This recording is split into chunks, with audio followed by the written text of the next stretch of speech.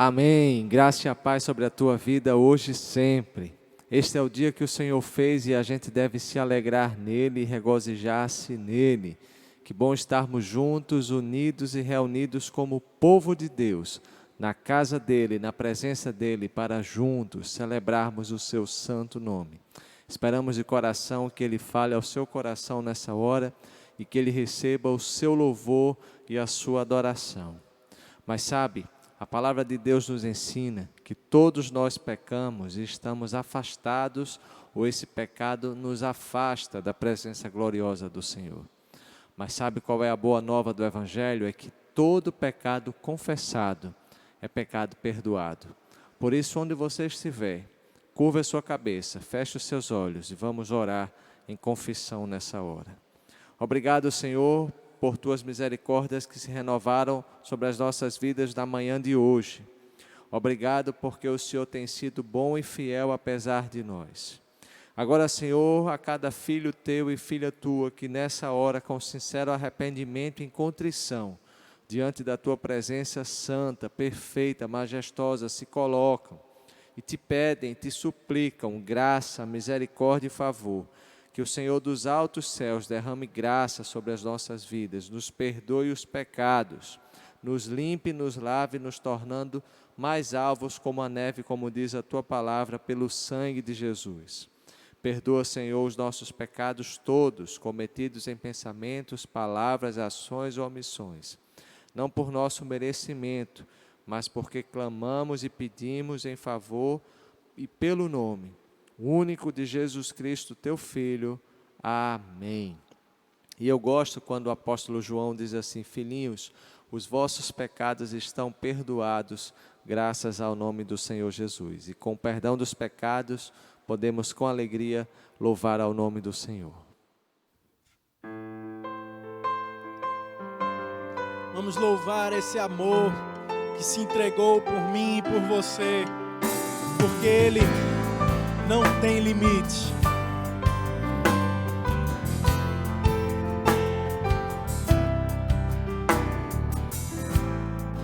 Antes de eu falar, tu cantava sobre mim. Tu tens sido tão bom pra mim.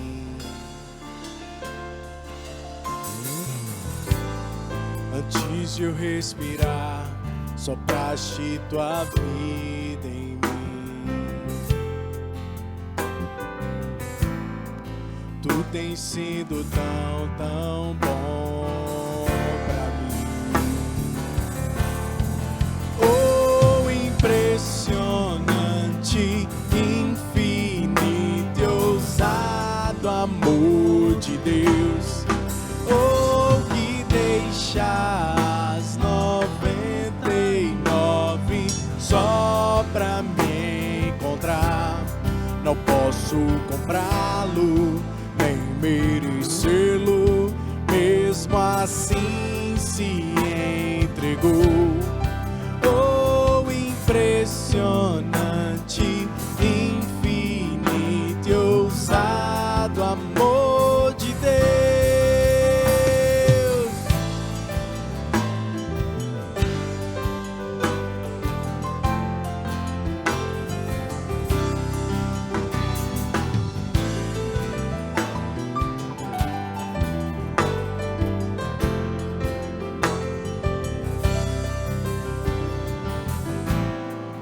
Inimigo eu fui, mas teu amor lutou por mim.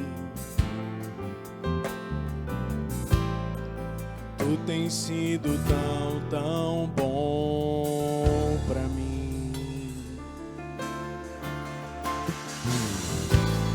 Não tinha valor, mas tudo pagou por mim.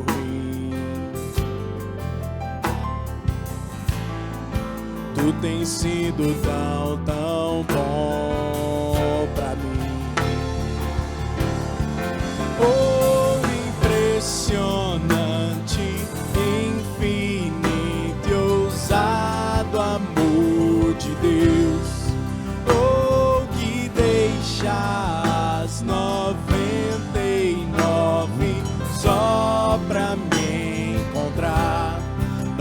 posso comprá-lo, nem merecê-lo, mesmo assim se entregou. Oh, impressionante, infinito e ousado amor de Deus.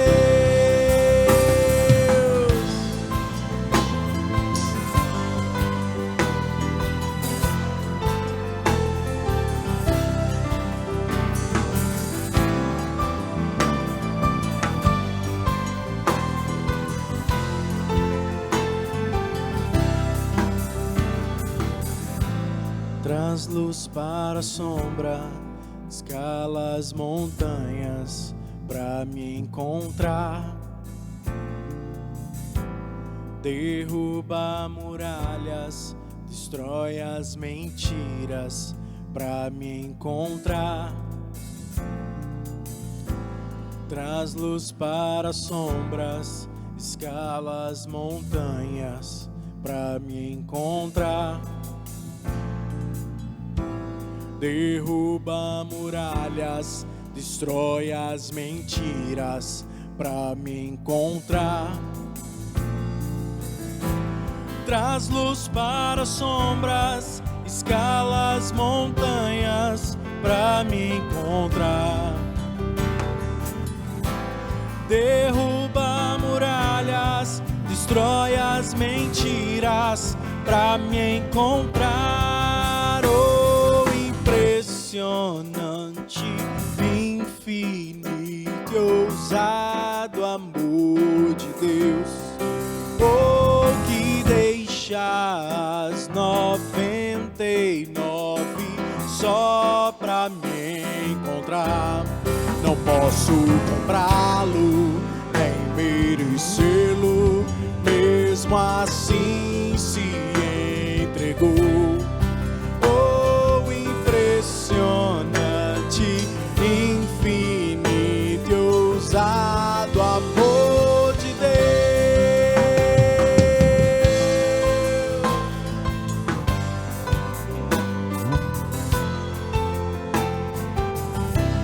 Amor de Deus.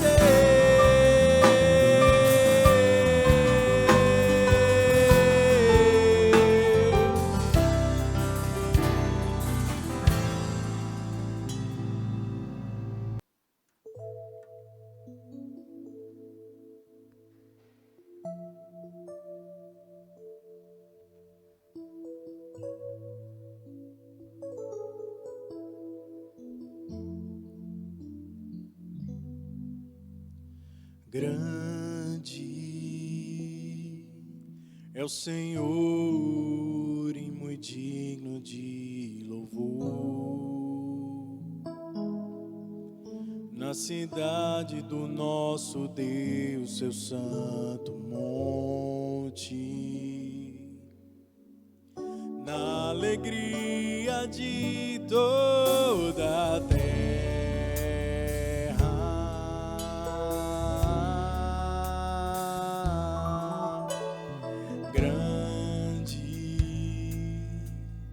É o Senhor em quem nós temos a vitória,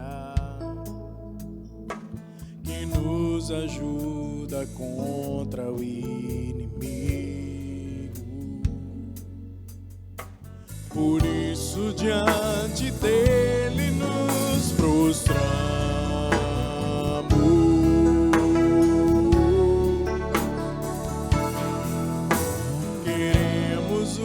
Teu nome engrandecer e agradecer-te por tua obra em nossas vidas. Confiamos em teu infinito amor, pois só tu és o Deus eterno sobre toda a terra e céus.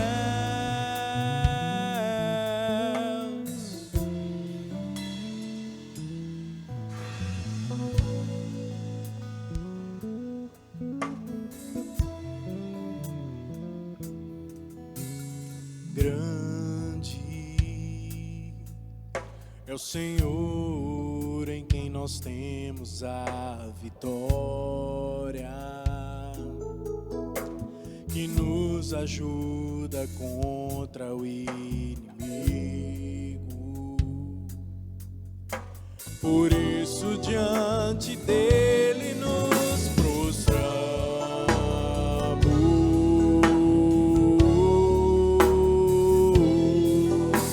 queremos o teu nome engrandecer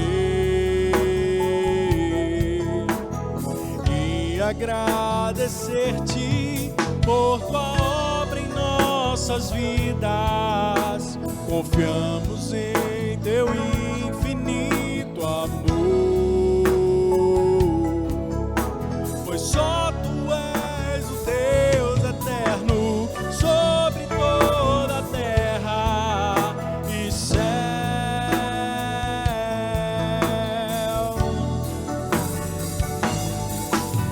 Queremos o teu nome engrandecer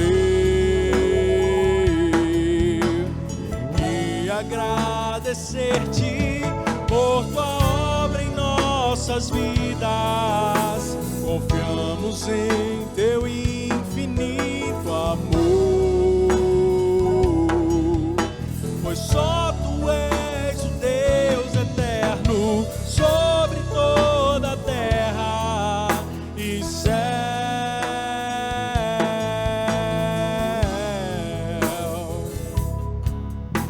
Pois só tu és o Deus eterno sobre toda a terra e céu.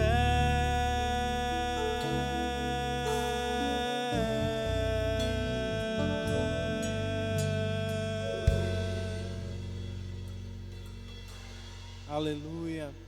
Ele é grande, Ele é maravilhoso, é o nosso Deus. Boa noite, bom domingo. Certamente vocês já o viveram bem durante o dia de hoje.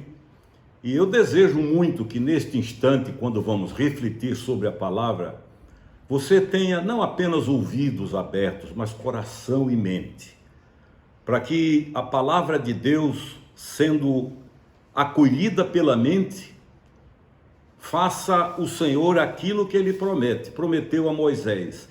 Ela gotejará para o teu coração.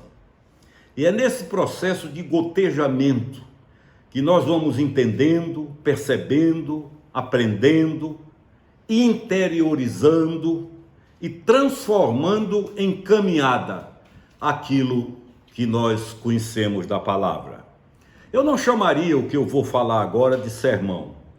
Do ponto de vista técnico, digamos assim, não será um sermão, será, digamos, uma aula bíblica de uma escola dominical, uma escola bíblica dominical, isso é, dos domingos. Será mais uma breve e objetiva aula.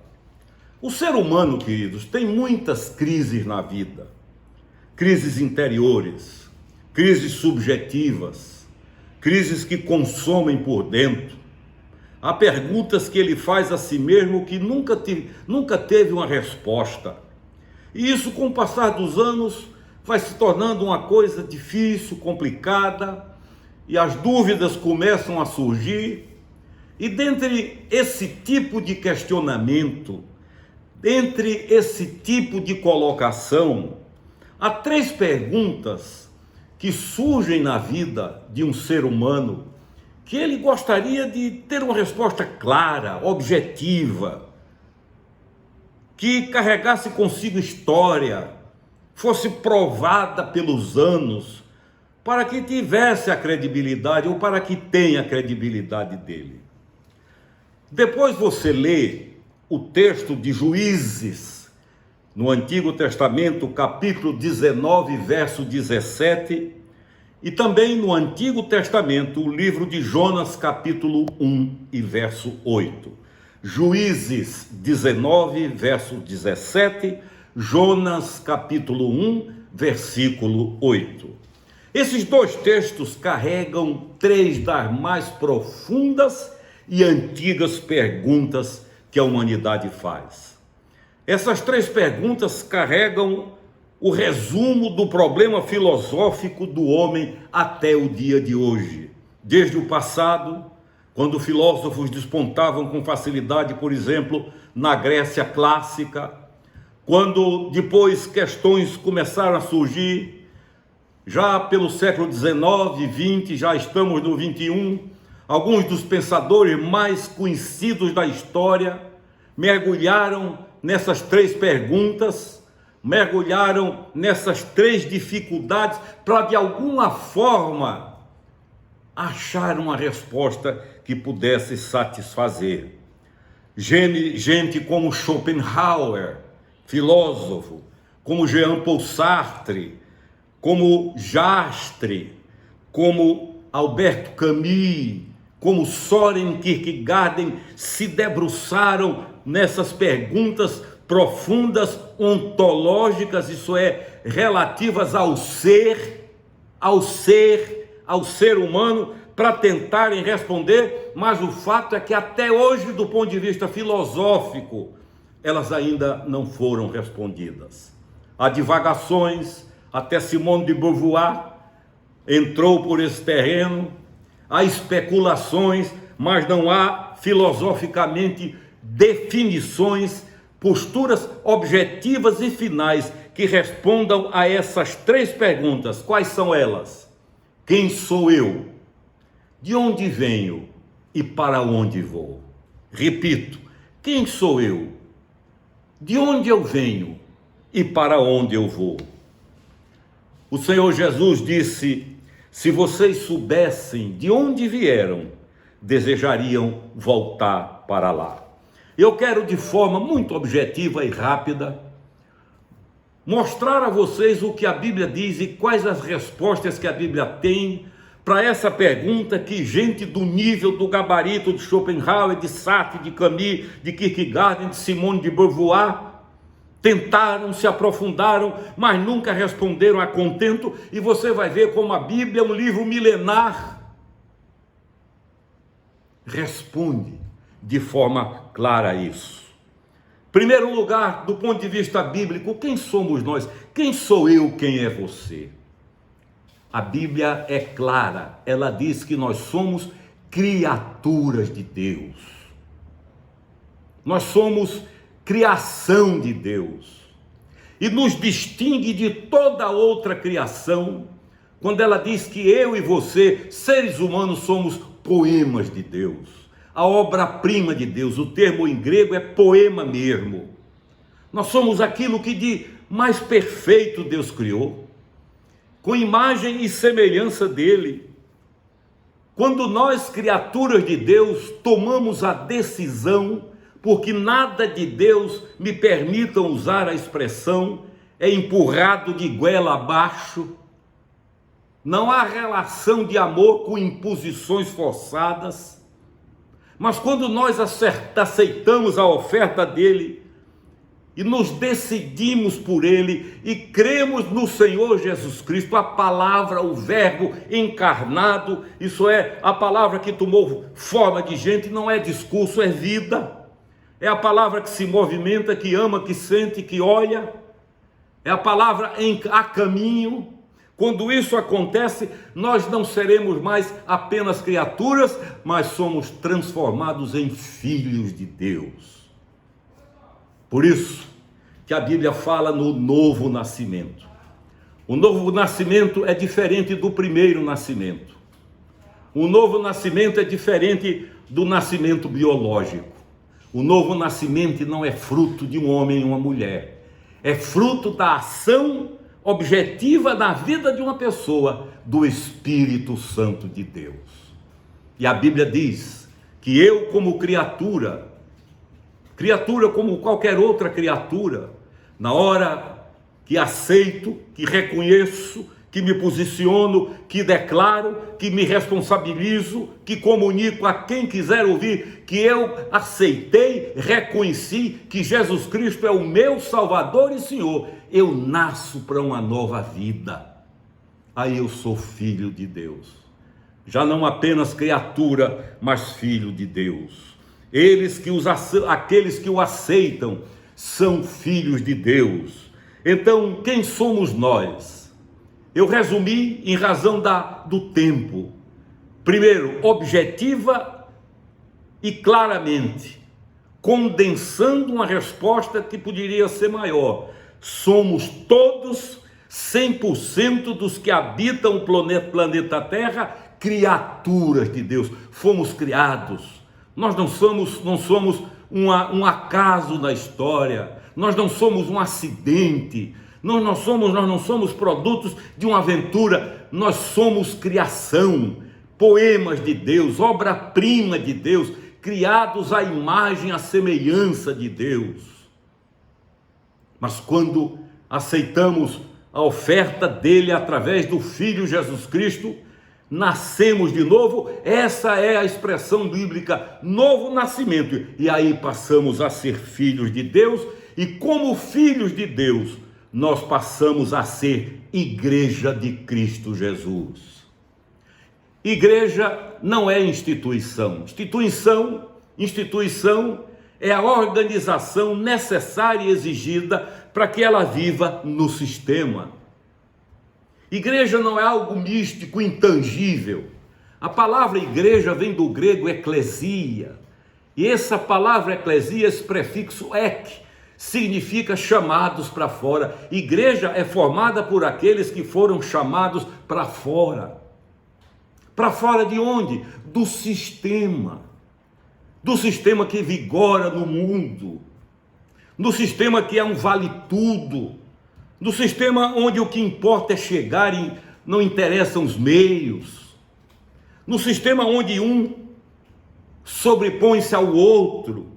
A igreja é o grupo daqueles que aceitam voluntariamente a Jesus como Senhor e Salvador, e esse grupo, chamado para fora dos valores do sistema, eclesia, começa a viver os valores de Deus. O sistema é egoísta, primeiro eu, depois eu, depois eu, depois eu. A igreja, ela não deve pensar assim, são aqueles que amam o próximo como a si mesma. Então, nós aprendemos, em primeiro lugar, quem somos nós. Não somos um acidente, não somos frutos do acaso, somos criaturas de Deus que podem se transformar, se tornar em filhos de Deus. A segunda pergunta é: de onde viemos? Num universo infinito. Afinal de contas, de onde eu vim? Há uma expressão que eu gosto, que é do céu ao céu, o ciclo da salvação. O Senhor Jesus disse lá em João capítulo 14, na casa de meu pai há muitas moradas. Se não fosse assim, eu vos teria dito, vou preparar-vos lugar, para que onde eu estiver, estejais vós também. Para onde vamos? A Bíblia diz que há dois lugares, um separado de Deus, que a Bíblia chama de inferno, que não tem nada a ver com as descrições que inventaram, que parece história em quadrinho. Inferno é simplesmente a ausência e a impossibilidade de retornar à verdade. Eu tenho um amigo pastor que mora em Brasília, ele diz: eu penso que as duas piores coisas do inferno eterno, primeiro é olhar para trás e dizer: era tão simples, era tão fácil, era tão descomplicado. E a segunda é ter a consciência eterna de que não tem mais jeito. Acabou, não há outra chance. Ver que era simples e perceber que não tem mais jeito. Ver que era algo tão natural, descomplicado, e ter consciência por toda a eternidade de que agora não dá para voltar. A Bíblia fala de um homem que lá estava e quis voltar, e o Senhor disse: não pode, nem os daqui passam para lá, nem os de lá para cá. Depois ele disse: manda um de nós aqui para falar. Também não pode. Eles têm a lei e os profetas, que é uma expressão judaica para a Bíblia, para o livro da Revelação. Então, das três respostas, de forma muito simples, que às vezes pensadores ficam desesperados porque não conseguem achar o caminho, E há muitos que até à noite vivem pensando nisso. A primeira é essa: de onde eu vim? Eu vim da mão de Deus, eu sou criatura de Deus. E agora, porque entreguei, obedeço, ando com Jesus, eu sou filho de Deus. A segunda: de onde eu vim? Eu vim do céu, eu vim da presença do Senhor. Eu não vim de qualquer lugar, não sou um acidente. E a última pergunta: para onde vamos? Quem sou eu? De onde eu vim e para onde vou? É por isso que eu citei Jesus quando disse: na casa de meu Pai há muitas moradas. Se não fosse assim, repito, eu teria dito a vocês: eu vou. E quando eu for e preparar lugar para vocês, eu virei outra vez e levarei vocês para que onde eu estiver, vocês estejam também por toda a eternidade. Lugar de sossego. A descrição apocalíptica do céu é algo extraordinário que a mente humana às vezes não consegue captar. É um lugar de paz absoluta, de tranquilidade absoluta. É aquele projeto que ele tinha para o planeta Terra, mas que a desobediência estragou. Há um louvor que cantamos que diz: céu é um lugar maravilhoso, cheio de glória e gozo. E o caminho chama-se Jesus de Nazaré. Aquele ladrão cita a história da crucificação, não teve tempo de praticar nenhuma boa obra, não teve tempo de reparar nenhum dos problemas, não teve tempo de contar para ninguém, pregado numa cruz, sangrando, às portas da morte. A única coisa que pôde dizer foi: lembra-te de mim quando entrares no teu reino. E a resposta foi tremenda: em verdade te digo que hoje mesmo, não é amanhã nem depois, é hoje, estarás comigo no paraíso. Creu, a ficha caiu. Agora ele sabia para onde ia, não fez nada para merecer, mas creu. Crer é uma forma de falar, é a mesma coisa que não chamar Deus de mentiroso. E eu quero concluir para que você hoje possa dormir pensando sobre isso e com paz no coração. Eu sei quem sou, eu sei de onde vim e eu sei para onde vou. O Dr. Russell Shedd, que foi um dos homens de Deus na história do nosso país, um dos homens que durante a vida estudou e tornou-se um dos maiores conhecedores da Bíblia no mundo, filho de missionários americanos, nascido na Bolívia, chamado por Deus para o Brasil. Era um homem simples, de uma cultura gigantesca, de um conhecimento imensurável, mas de uma simplicidade constrangedora para quem andava com ele.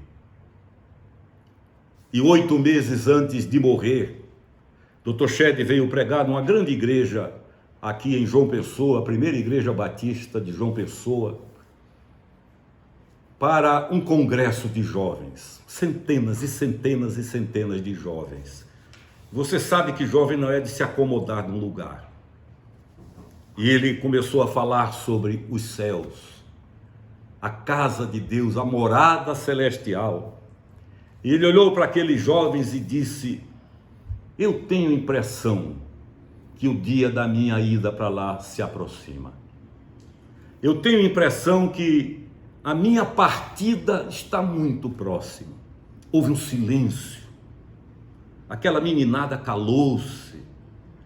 E Dr. Shedd, com aquela simplicidade profunda e profundidade simples, disse: é verdade. Eu tenho aqui dentro uma certeza, uma convicção de que o dia da minha partida se aproxima. Isso sem nenhum medo, sem nenhum receio, sem nenhum temor, sem nenhum problema, pacificado, tranquilo. E ele continuou e disse: filhos, mas eu tenho certeza de uma coisa: quando eu chegar lá, quando lá eu chegar e eu olhar para aquilo tudo, a beleza, a descrição daquelas ruas de ouro, lá não precisa de sol, porque a glória de Deus é que ilumina tudo. Quando eu olhar para aquilo tudo, a beleza, o encanto, Eu tenho impressão, dizia ele, isso não está na Bíblia, mas ele disse do coração, para que a gente entenda, eu tenho a impressão que eu vou dizer, eu devia ter vindo antes. Por que eu não vim antes? Quem sabe para onde vai? Parte tranquilo. Eu já vi muitos partirem assim. Eu já vi pessoas partindo em desespero, em dores, em queixas. E já vi pessoas partindo mansamente. Meu velho pai, depois de 15 dias em coma, no dia 11 de outubro de 1963, às 10 da manhã, a consciência acordou, ele voltou.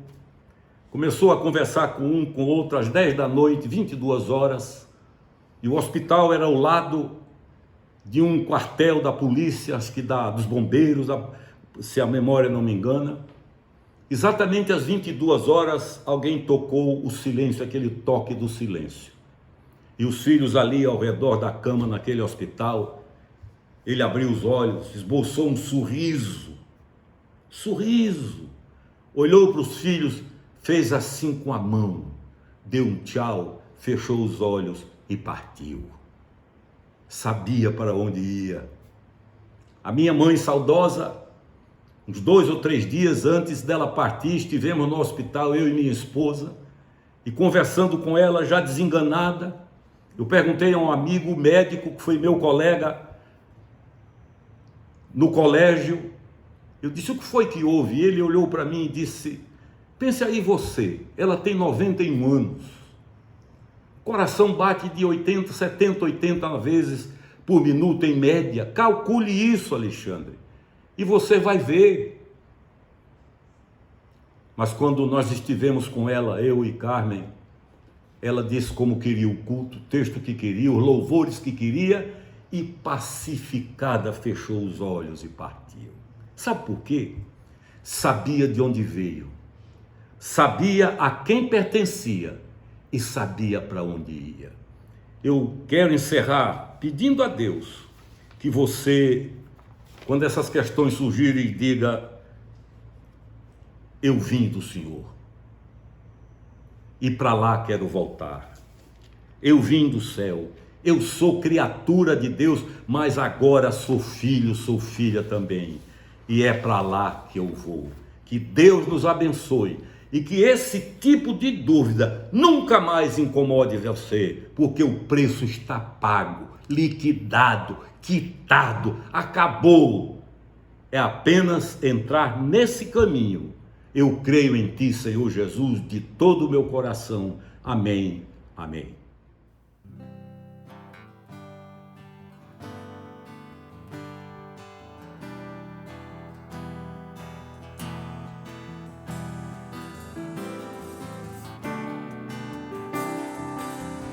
É o teu povo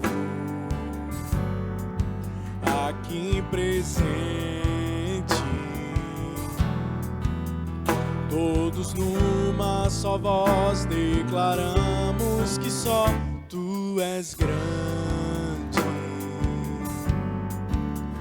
exaltamos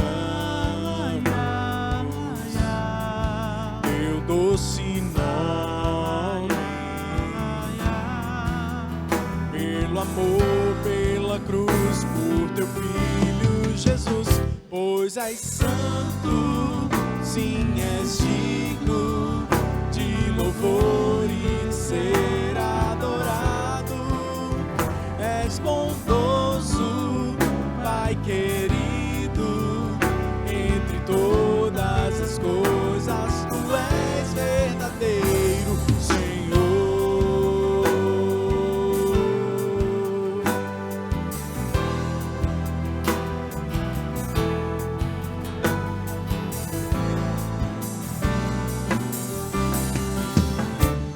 Teu povo aqui presente, todos numa só voz declaramos que só tu és grande,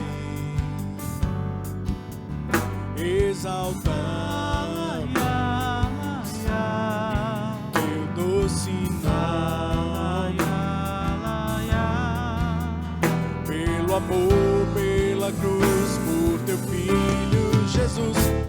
pois és santo, sim, és digno de louvor e de ser adorado.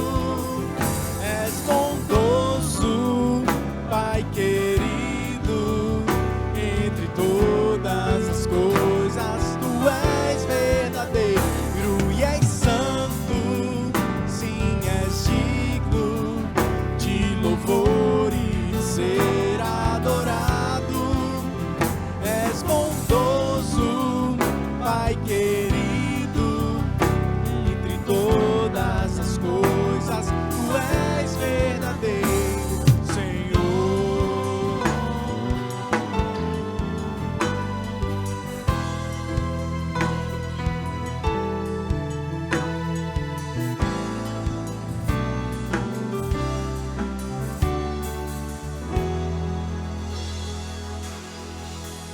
A palavra de Deus nos ensina em Provérbios 3, os versos 9 e 10, o seguinte: honre o Senhor com todos os seus recursos e com os primeiros frutos de suas plantações, e os seus barris ficarão plenamente cheios e os seus lagares transbordarão de vinho.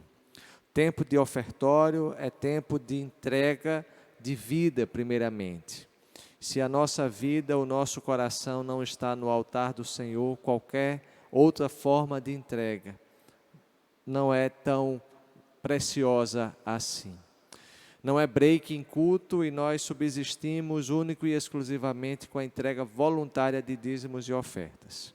Antes de ser uma questão financeira, é uma questão de cumprimento e obediência à palavra de Deus. Se você que nos assiste nessa hora é um convidado, é um visitante, de forma alguma se sinta obrigado ou constrangido a participar desse momento.